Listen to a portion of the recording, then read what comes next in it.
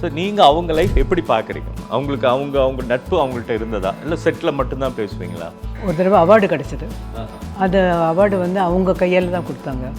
கொடுக்கும்போது ஸ்டேஜில் அவர் நீங்கள் வீட்டுக்கு வரேன்னு சொல்லிட்டு வரல, வர்றேங்க, நீங்கள் பிஸியாக இருப்பீங்க.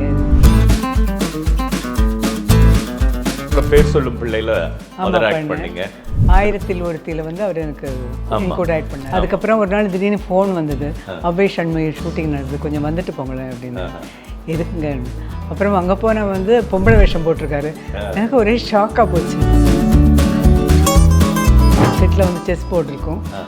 அது நாங்கள் பெட் பண்ணி யார் தோக்குறோமோ அவங்க ஐஸ்கிரீம் வாங்கி கொடுத்துடணும்னு சொல்லிட்டு கேம் எல்லாம் ஆடுவார்.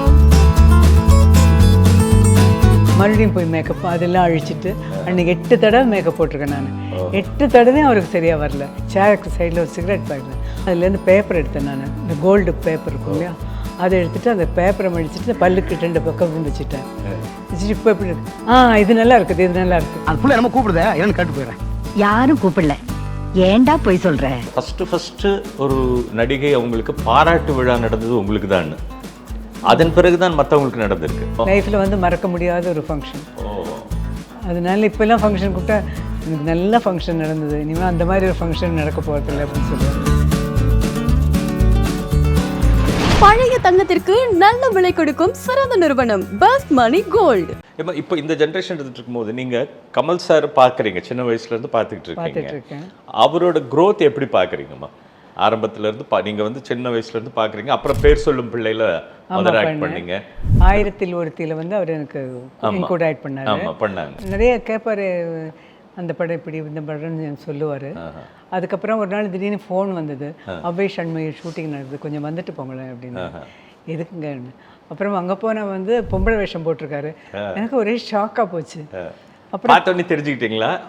அவர் பார்த்தோன்னே தெரிஞ்சிடுச்சு. ஆனால் அவர் வாய்ஸ்லேருந்து தெரிஞ்சுக்கலாம் இல்லையா. அப்புறம் நான் நிற்க வச்சு ஃபோட்டோ எல்லாம் எடுத்தார். மறக்க முடியாத ஒரு சம்பவமாக இருந்தது. இன்னொரு படம் கூட, அதுக்கப்புறம் அந்த படத்தோட பேர் உலக நாயகனை பாட்டு ஃபேமஸ், எல்லாம் பலவித கெட்டப் பண்ணிருப்பாங்க. நிறைய கெட்டப் போட்டார். அந்த ஷூட்டிங்கில் வந்து அந்த படத்தில் நான் நடிக்கிறேன். போய் அங்கே இறங்கணுன்னே வாங்கம்மான்னு சொன்னாங்க எல்லாரும். அதுக்கப்புறம் வந்து ஒருத்தர் வந்து இவர் தான் புதுசாக போட்டிருக்க என்னமோ சொன்னார், புது ஆர்டிஸ்ட்டு, இந்த மாதிரி அது மாதிரி அப்படின்னா அவர் கை கொடுத்தாரு. கை கொடுத்தோன்னா நான் கையை பார்த்துட்டு இது கமல் இல்லை அப்படின்னு. நான் கையை பார்த்துட்டு தெரிஞ்சது, கண்டுபிடிச்சிட்டிங்களே பரவாயில்லையே அப்படின்னு. மூஞ்சியை பார்த்தா தெரியல, அந்த கையை பார்த்து தெரிஞ்சுட்டேன். அவர் எதிர்பார்த்தீங்களா இந்த வளர்ச்சி கமல் சார் அந்த நேரத்தில் சின்ன வயசில் நீங்கள் பார்க்குறீங்க? இல்லை, வருவார். அவர் பெரிய ஒரு ஆர்டிஸ்ட்டு, நல்ல ஆர்டிஸ்ட்டு, எல்லா கேரக்டரும் பண்ணக்கூடிய திறன் உள்ளவர். அப்புறம் டைரக்ஷன், வேலையில் நல்ல கவனிப்பு, இந்த மாதிரி இருக்கிற ஒரு நல்ல, அவரை பார்த்தாலே தெரிஞ்சுக்கலாம். அதே மாதிரி ரஜினி சாரும் ஃபர்ஸ்ட் அவர் சிவாஜி சாரோட நடித்தது உங்களுடைய சொந்த படம் அசோகம், நான் வாழ்வை படம். அப்போ இருந்து அப்புறம் வேலைக்காரன்லாம் நடிச்சிருக்காரு. வேலைக்காரன், ரங்கா, இந்த மாதிரி படங்கள் நடித்தோம். அவரும் வந்து ரொம்ப நல்லா பழகக்கூடியவர்.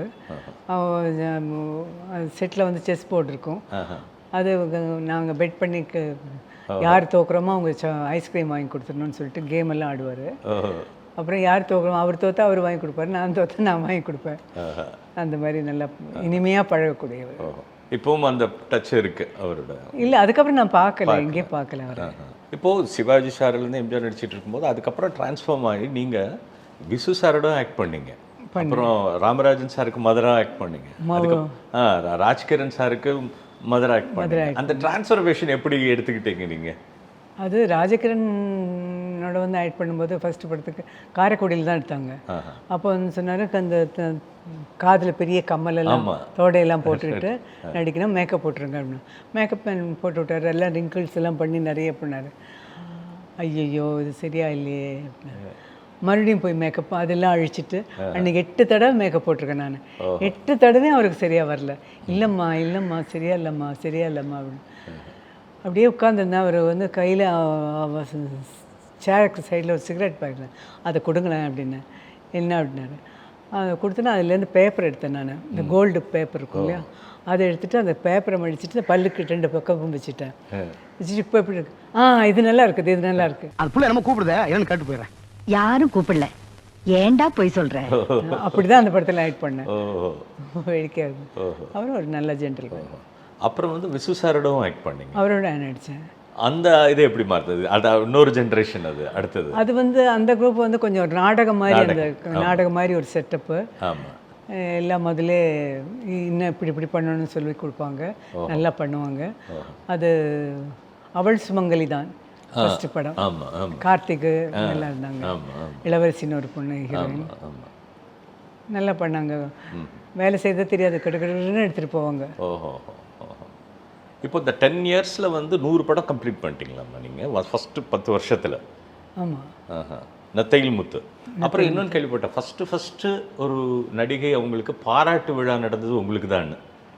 அதன் பிறகு தான் மற்றவங்களுக்கு நடந்திருக்கு, மனோரமா அம்மாவுக்கெல்லாம். அப்போ வந்து என்டி ராமராவ்ல இருந்து எல்லாருமே வந்ததா? எல்லாருமே வந்தாங்க.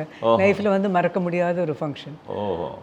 அதனால இப்போல்லாம் ஃபங்க்ஷன் கூப்பிட்டா எனக்கு நல்ல ஃபங்க்ஷன் நடந்தது, இனிமேல் அந்த மாதிரி ஒரு ஃபங்க்ஷன் நடக்க போகிறதில்ல அப்படின்னு சொல்லுவேன். அப்போ ஞாபகம் இருக்கம்மா யார் யாரெல்லாம் வந்திருந்தாங்க அந்த 100வது? எல்லா நடிகர்களும் வந்திருந்தாங்க. மக்கள் திலகம், ஓஹோ, நடிகர் திலகம், அப்புறம் வந்து என்டிஆர், எல்லாருமே நிறைய பேர் வந்தாங்க. ராஜ்குமார் சார், நாகேஸ்வரராவ் சார் கூட வந்திருந்தார் போல. ஞாபகம் இல்லை. ஆனால் என்டிஆர் வந்து ஸோ அத்தனை பேரும் வந்து கலந்து. நான் என்டிஆரோட ஃபர்ஸ்ட் படம் நடிச்சது அவரோட தானே. ஆமாம், தெலுங்கு படம். அதனால அவரும் வந்து வாழ்த்தினார். ஓஹோ. 200வது படம் என்னம்மா அது? தேவியின் திருவிளையாடல்னு நினைக்கிறேன். இப்போ உங்கள் காலகட்டத்தில் தான் இவங்க சுஜாதா இவங்கெல்லாம் வந்தாங்க வருஷம். நீங்கள் இந்த தாய் மூகாம்பிகையில் நடிச்சிங்க. ஆமாம், தாய் மூகாம்பிகை. நீங்கள் சுஜாதா, சரிதா, அந்த தலைமுறையெல்லாம் எப்படிம்மா உங்ககிட்ட எப்படி இருந்தாங்க? அவங்க பழகின விதங்கள்லாம் எப்படி இருந்தது? எல்லோரும் ஒரு ஆர்டிஸ்டாகவே எனக்கு தோணலை. எல்லாம் என்னமோ நாங்கள் முகாம்பியை போயிருக்கும்போது காலையில் எல்லாம் ஒன்றா ஹோட்டல்லேருந்து கிளம்புவோம். அங்கே முகாம்பியில் போய் அந்த குளத்தில் வந்து முங்கி குளிச்சுட்டு அப்புறம் வந்து அங்கேயே மேக்கப் போட்டு ஆக்ட் பண்ணிவிட்டு திரும்பி எல்லாம் முடிச்சுட்டு குழந்தைங்க மாதிரி எல்லாம் ஸ்டூடெண்ட் மாதிரி சுகுமாரி அம்மா, லதா, எல்லா லேடிஸ் ஒன்றா சேர்ந்துட்டு குளிச்சுட்டு, சீனியர் ஜூனியர்லாம் இல்லை, அதெல்லாம் ஒன்றும் கிடையாது. எல்லாம் ஹாப்பியாக சாமி கும்பிட்டுட்டு கிளம்பி ஹோட்டலுக்கு வந்துடுவோம். ஜாலியாக இருக்கும். அங்கங்கே வரும்போது வழியில் அங்கங்கே நிறுத்தி ஒவ்வொரு கடையை பார்ப்போம். டீ கடை, அதில் வந்து புட்டு இருக்கும், சில இடத்துல ஆப்பம் இருக்கும் பப்ளிக்கில். ஆமாம், கடைகள்லேருந்து வாங்கி காரில் உட்காந்து சாப்பிட்டு அப்படியே போயிடும். ரொம்ப இப்போ அந்த ஒரு கல்ச்சர் இருந்தது இல்லைம்மா அப்போ வந்து. அப்போ அந்த கேரவன் எல்லாம் கிடையாது, எல்லாருமே ஒன்றா இருந்தது, ஒன்றா போனது. இப்போ அப்படி காலம் அதனோட இது மாறிக்கிட்டே இருந்தது. அந்த டிஃப்ரென்ஸ் எப்படி பார்க்குறீங்க நீங்கள்? இல்லை, அந்த டிஃப்ரெண்ட்டுக்கு நான் அதை கேரவனை யூஸ் பண்ணலையே, அதனால எனக்கு தெரியாது அதிகமாக. நீங்கள் கேரவன் யூஸ் பண்ணுது? ஒரு தடவை 2 தடவை இங்கே ஹைதராபாடில் யூஸ் பண்ணுங்க. அதுவே என்னால் மறக்க முடியாது. நான் ட்ரெஸ் பண்ணிருக்கும்போது வண்டி ஸ்டார்ட் பண்ணிட்டாங்க, போய் முன்னாடி தெரிச்சு விழுந்தேன் நான். அதுலேருந்து எனக்கு கேரவனை பார்த்தாலே ஒரு அலர்ஜி. அதனால கேரவன் இல்லாமல் யாருமே பண்ணுறது இல்லைம்மா, அந்த மாதிரி ஆயிடுச்சு. இல்லை, அதை விட நம்ம பப்ளிக்கில் உட்காந்துருக்கும் போது எல்லாரும் வருவாங்க, பேசுவாங்க, போவாங்க. நமக்கு லைஃப்பில் வந்து கிடைக்கிறது, அந்த மாதிரி சான்ஸ் கிடைக்கிறது ரொம்ப அபூர்வம். இன்னைக்கு பார்த்தவங்க நம்ம என்னைக்கு பார்க்க போகிறோம் நமக்கே தெரியாது. அதனால வந்து எல்லாரும் முடிஞ்ச அளவுக்கு பார்த்து பழகி பேசிக்கிறது. அப்புறம் ஒரு சம்பவம் சொல்கிறாங்க உண்மையாக, அது ஆரம்ப காலகட்டங்களில் உங்களுக்கு சில பேர் உதவி பண்ணியிருக்காங்க, நீங்கள் வந்து எல்லாருக்கும் தேடி கொண்டு போய் சில ஹெல்ப் பண்ணதா எனக்கு ஒருத்தங்க தகவல் சொன்னாங்க. அந்த ஏரியா ஒரு குறிப்பிட்ட ஒருத்தங்க எங்களுக்கு வந்து ஹெல்ப் பண்ணாங்க. இப்போ ஒரு சின்ன கடை வச்சுருக்கவங்க வரைக்கும் நீங்கள் பண்ணதான் எங்களுக்கு தகவல் வந்திருக்கு. அது உங்களுக்கு ஞாபகம் இருக்கா? அந்த பிகினிங் ஸ்டேஜ் ஞாபகம் இல்லை. ஏன்னா அந்த பயன்பெற்றவங்க சொன்னாங்க. இல்லை, எப்போவுமே நம்ம கொடுக்குற விஷயத்த வந்து ஞாபகம் வச்சுக்க வேண்டிய அவசியம் இல்லை. நம்ம யாருக்கிட்டையாவது வாங்கியிருந்தால் தான் ஞாபகம் வச்சுக்கணும். பட் வாங்கினவங்க ஞாபகம் வச்சுருக்காங்க. அது சரி, அது போதுமே. வாங்கினவங்க அதுதானே வேணும், அதுதான் வேணும். என்கிட்ட சொன்னாங்க ஒரு முறை, இங்கே நாங்கள் வந்து இப்போ பூ கடை வச்சுருந்தோம், எங்களுக்கு வந்து வந்து ஹெல்ப் பண்ணாங்க இந்த நேரத்தில். அப்படி அந்த விவேகானந்தா காலேஜ் கிட்ட அந்த ஏரியாவில் ஒரு அம்மா சொன்னாங்க, 2 பேர் எனக்கு சொல்லியிருக்காங்க இந்த மாதிரி வந்து பண்ணியிருக்காங்க அப்படின்ட்டு. அது உங்களுக்கு ஞாபகம் இல்லை.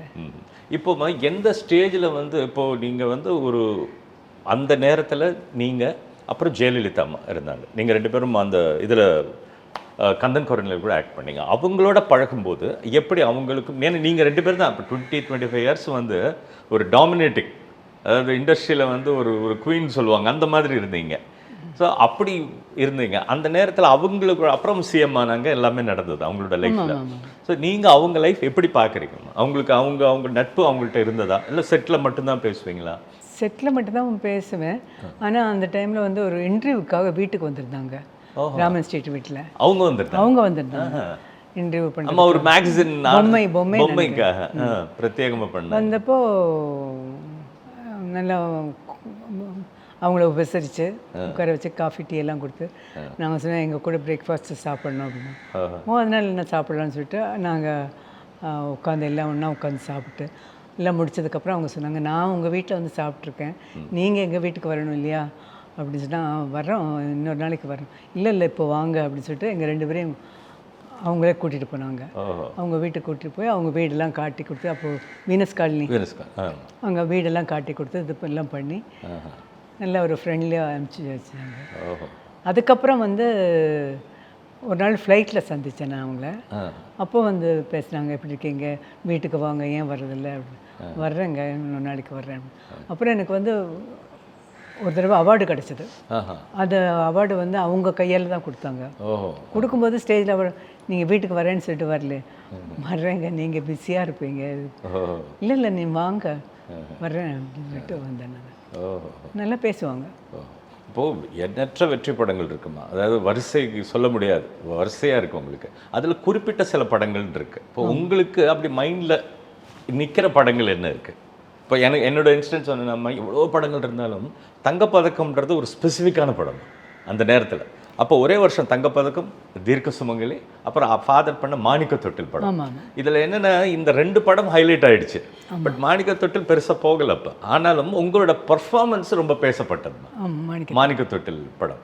இந்த வெற்றி வரிசை இதை எப்படி நீங்கள் பார்க்குறீங்க? அது நம்ம கொஞ்சம் வருத்தமாக இருக்கும், சரியா போகலையே அப்படின்னு வருத்தமாக. அவ்வளோ பர்ஃபார்மன்ஸ் செகண்ட் ஹாஃப்லாம் அந்த பொண்ணுங்கெல்லாம் ரிட்டர்ன் ஆகி வரும்போது ஒரு சீன் பண்ணியிருப்பீங்க, எதுக்கடி வந்தீங்கன்னு சொல்லி அடித்து எல்லாரையும் விரட்டுவீங்க ஒரு சீனை. எங்கடி வந்தீங்க? உங்க பெத்த கொடுமைக்கு நாங்க பட்ட கஷ்டம் பத்தாதா? ரொம்ப அற்புதமாக பண்ணியிருப்பீங்க அந்த ஆமாம். எனக்கு வந்து நான் எதிர்பார்த்தது அதுதான், இதுதான் இதாக இருக்கும்னு நினச்சேன். கடைசியில் அது பின்னால் போயிடுச்சு. ஆமாம் ஆமாம். அது சில வேளை நம்ம நினைக்கிறதுக்கும் நடக்கிறதுக்கும். ஆமாம். அதே மாதிரி தங்கப்பதக்கம்மா. தங்கப்பதக்கம் வந்து ஃபிலிமுக்கு வந்து ஃபாதர் ஒர்க் பண்ணாங்கம்மா சில முக்கியமான பகுதியெல்லாம். அப்போ இல்லை, தங்கப்பதக்கம் வந்து இப்போ அது ஷோர் சப்ஜெக்ட், சக்ஸஸான சப்ஜெக்ட், அதை யாராலையும் மாற்ற முடியாது. ஸ்டேஜ்லேயும் சிவாஜி சார் தான் பண்ணார், இதுலையும் அவர் தான் பண்ணார். அதனால அதை வந்து தள்ளி நிறுத்தவே முடியாது. அது ரொம்ப ஹைலைட்மா இருக்கிறதுல. எனக்கு ஒரு சின்ன பாக்கியமா, உங்களுக்கே ஞாபகம் இருக்கும் இல்லையா, நான் உங்களோட அதில் நடிச்சிருக்கேன். சென்சாரில் கட் பண்ணிட்டாங்க. என்னென்னம்மா பட்டாசு திருடுறது, நீங்கள் அவரும் சௌத்ரி வருவீங்க, நான் அந்த சின்ன ஷோ ஆக்ட் பண்ணியிருப்பேன் அதில். அப்போ வந்து பட்டாசு திருடுற ஷார்ட் இருக்கும். சென்சாரில் என்ன பண்ணிட்டாங்கன்னா, சௌத்ரி சார் முன்னாடி பட்டாசு எடுக்கிற மாதிரி இருக்கே அப்படின்னு சொல்லி அந்த ஷார்ட் மட்டும் இருக்காது, பட் பட்டாசு எடுக்கிறது இருக்கும்.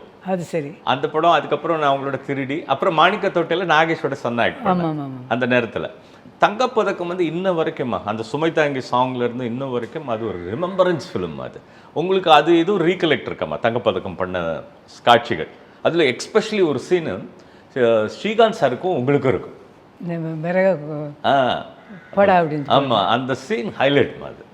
அது அற்புதமான சீன். அது டைரக்டர் மாதவன் தான் இந்த மாதிரி பண்ணுங்க அப்படின்னு பேர் வரும், அதில் நிற்பீங்க அப்படின்னு. அதான் டைரக்டர் என்ன சொல்லி கொடுக்குறாங்க அதை நடிச்சுட்டு வந்துடுவோம். அல்ல, இது ஒரு சந்தோஷமான தருணம்மா. நீங்கள் வந்து எங்கள் கூட இருந்து இவ்வளோ நேரம் இந்த பேட்டி கொடுத்ததுக்கு இந்தியா கிளிட்ஸ் சார்பாக நீங்கள் நினைச்ச அளவுக்குலாம் நான் சொல்லி நீங்கள் அழகாக சொல்லிட்டீங்க. போதும், இது போதும் எங்களுக்கு. ரொம்ப நன்றிம்மா. ரொம்ப நன்றி. பழைய தங்கத்திற்கு நல்ல விலை கொடுக்கும் சிறந்த நிறுவனம் பெஸ்ட் மணி கோல்டு.